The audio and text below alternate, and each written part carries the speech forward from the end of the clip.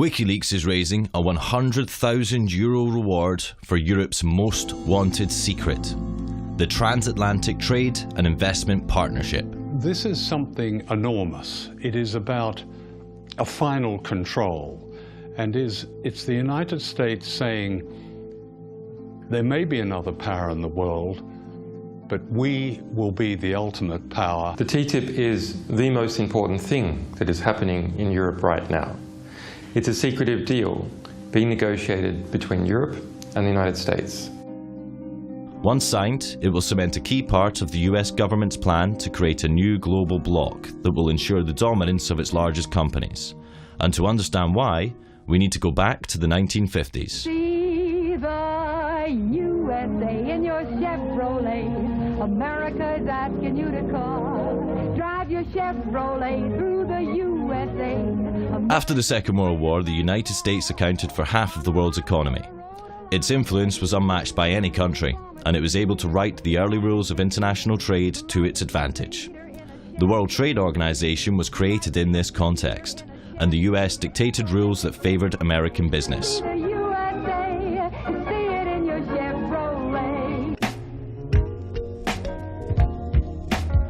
But as economies like China and India joined the WTO, it became a more democratized arena, and the US found it harder to control its decision-making.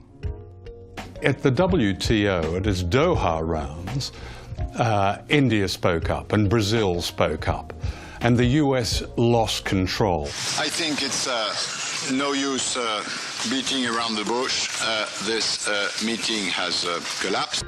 The US felt it needed a new strategy to maintain its global dominance. So in the classical American style, they went big.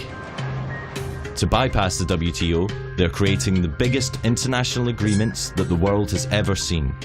They're called the three big T's: the Trans-Pacific Partnership, or TPP, the Transatlantic Trade and Investment Partnership, or TTIP, and the Trade in Services Agreement, or TISA.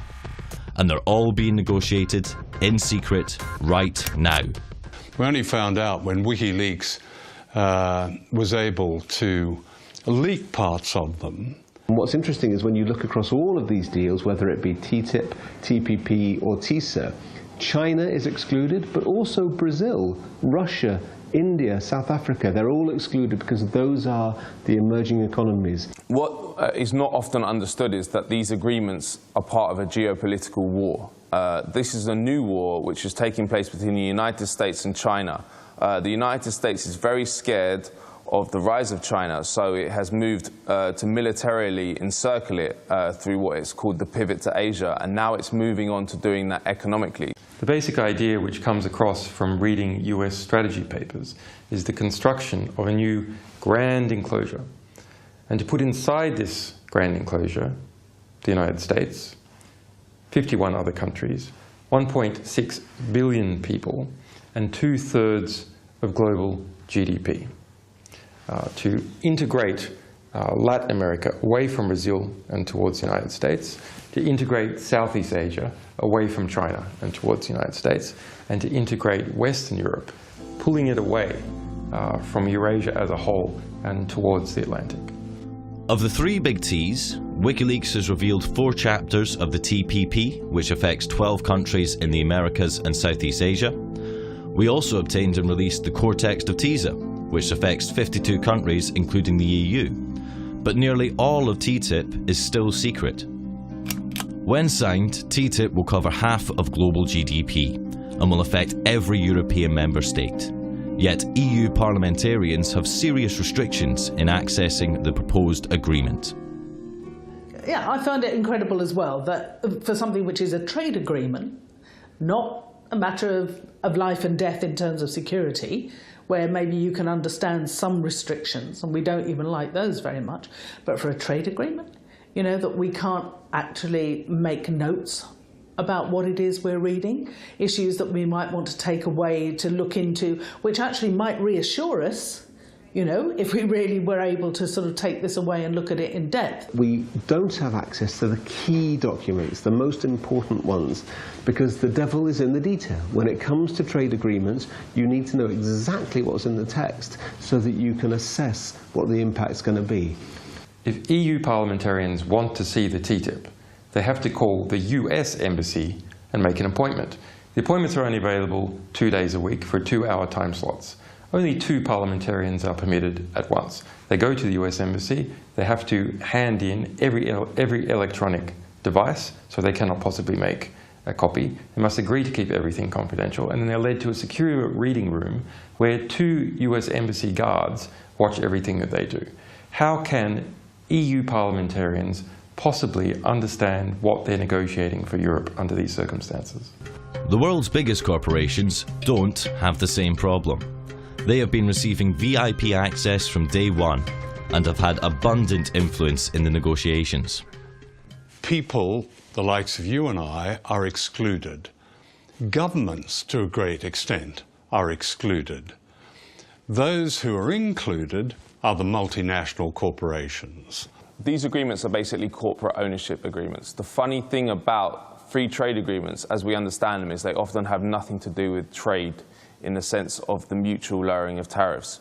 What they're about is enshrining an investor rights regime in the respective countries and ensuring that corporations can run wild in the respective economies with very, very little regulation or impingement by government or authorities. These treaties will have huge, huge implications for literally almost every critical issue that an individual citizen or community would care about: health, education, the environment, privacy, access to medicines. I mean, the list could go on.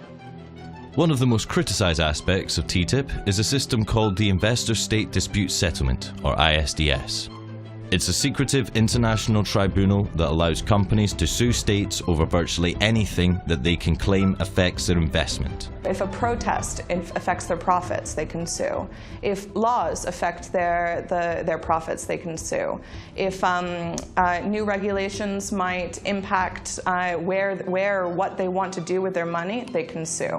This is a new power which will be handed over to US corporations to sue the governments of Europe in a parallel judicial system which is available to them alone. So people have no access to it, domestic firms have no access to it, governments have no access to it. It's just there for foreign investors, in this case, US corporations. Based on ISDS history, critics argue that European state sovereignty and democracy are at serious risk.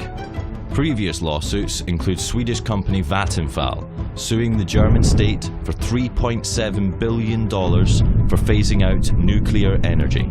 British American Tobacco sued Australia for passing a law limiting cigarette advertising. The French company Veolia sued Egypt for raising the minimum wage.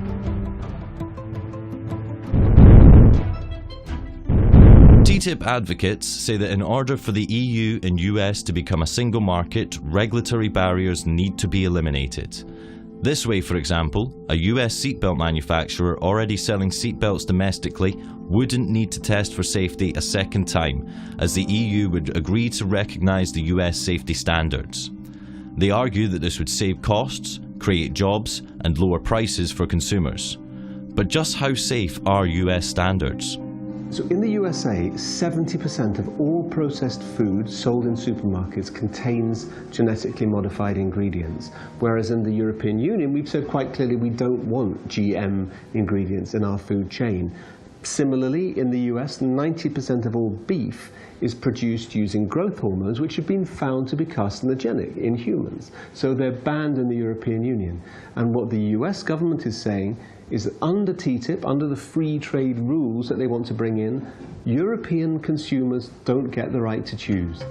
TTIP includes all the most important public sectors in Europe, including education, water, railways, postal services, and most controversially, it also includes public health services.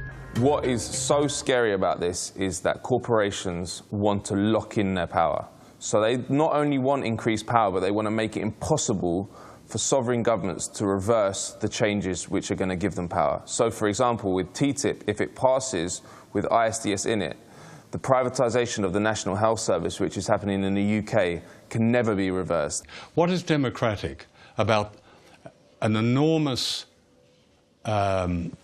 imposition of power on countries whose citizens have no way of knowing what's going on, of debating it, or influencing their government in its decision. That's anti-democratic. The history of these agreements shows that they're very difficult to change unless people can see what's in them. And that's why they're kept secret. Because when the contents are revealed, it generates an opposition. WikiLeaks has had considerable success delaying the TPP and opening up the debate around it and the TISA by releasing the secret draft texts. Our publication of an earlier proposed US-EU agreement, the ACTA, killed it entirely. WikiLeaks is raising a €100,000 reward for Europe's most wanted secret, the Transatlantic Trade and Investment Partnership. Help the world become a more transparent place. Do your part. Go to wikileaks.org/TTIP-reward.